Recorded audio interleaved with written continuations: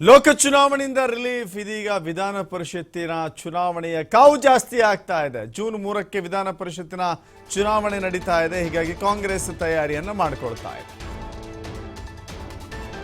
ಲೋಕಸಭೆ ಚುನಾವಣೆ ಇನ್ನೇನು ಮುಗೀತಪ್ಪ ಅಂತ ಹೇಳಿ ರಿಲ್ಯಾಕ್ಸ್ ಆಗುವ ಹೊತ್ತಿನಲ್ಲೇ ಇದೀಗ ವಿಧಾನ ಪರಿಷತ್ತಿನ ಚುನಾವಣೆಯ ಕಾವು ಜಾಸ್ತಿ ಆಗ್ತಾ ಇದೆ. ಕಾಂಗ್ರೆಸ್ ನಾಯಕರಿಗೆ 6 ಸ್ಥಾನಗಳನ್ನು ಗೆಲ್ಲಬೇಕಾದಂಥ ಅನಿವಾರ್ಯತೆ ಇದೆ. ಮೇಲ್ಮನೆಯಲ್ಲಿ ಬಹುಮತ ಗಿಟ್ಟಿಸಲಿಕ್ಕೆ 6 ಸ್ಥಾನಗಳನ್ನು ಗೆಲ್ಲಲೇಬೇಕು. ಪ್ರಸ್ತುತ 75ರಲ್ಲಿ 29 ಸದಸ್ಯ ಬಲವನ್ನು ಹೊಂದಿದೆ ಕಾಂಗ್ರೆಸ್. 6 ಸ್ಥಾನ ಗೆದ್ದರೆ 35 ಸೀಟುಗಳಿಗೆ ಏರಿಕೆ ಆಗುತ್ತೆ.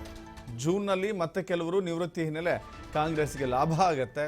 ಸಂಖ್ಯಾಬಲ ಹೆಚ್ಚಾದರೆ ಮಾತ್ರ ಕೆಳಮನೆಯಲ್ಲಿ ಅಂಗೀಕೃತ ರೂಪದಲ್ಲಿರುವಂಥ ವಿಧೇಯಕಗಳು ಮೇಲ್ಮನೆಯಲ್ಲೂ ಕೂಡ ಅಂಗೀಕಾರವಾಗುತ್ತೆ. ಇಲ್ಲವಾದರೆ ವಿಧೇಯಕಗಳನ್ನು ಮೇಲ್ಮನೆಯಲ್ಲಿ ಓಟಿನ ಆಧಾರದ ಮೇಲೆ, ಸಂಖ್ಯಾಬಲದ ಆಧಾರದ ಮೇಲೆ ರಿಜೆಕ್ಟ್ ಮಾಡ್ಕೊಳ್ಬೇಕಾಗತ್ತೆ, ಅಥವಾ ರಿಜೆಕ್ಟ್ಗೆ ಒಳಪಡುತ್ತೆ, ತಿರಸ್ಕಾರ ಆಗುತ್ತೆ, ಅಥವಾ ಮತ್ತೊಮ್ಮೆ ಅದನ್ನು ಪರಿಶೀಲಿಸಬೇಕು ಅಂತ ಆಗುತ್ತೆ. ಹೀಗಾಗಿ ಬಿಲ್ಗಳನ್ನು ಸುಲಭವಾಗಿ ಪಾಸ್ ಮಾಡಿಕೊಳ್ಬೇಕು ಅಂತ ಹೇಳಿದ್ರೆ ಈ ಚುನಾವಣೆಯಲ್ಲಿ ಕಾಂಗ್ರೆಸ್ ಸಂಖ್ಯೆಯನ್ನು ಹೆಚ್ಚಳ ಮಾಡಿಕೊಳ್ಬೇಕಿದೆ. ವಿಧಾನ ಪರಿಷತ್ ಚುನಾವಣೆಗೆ ಹೀಗಾಗಿ ಸಿಎಂ ಹಾಗೂ ಡಿಸಿಎಂ ಒತ್ತು ಕೊಟ್ಟಿದ್ದಾರೆ.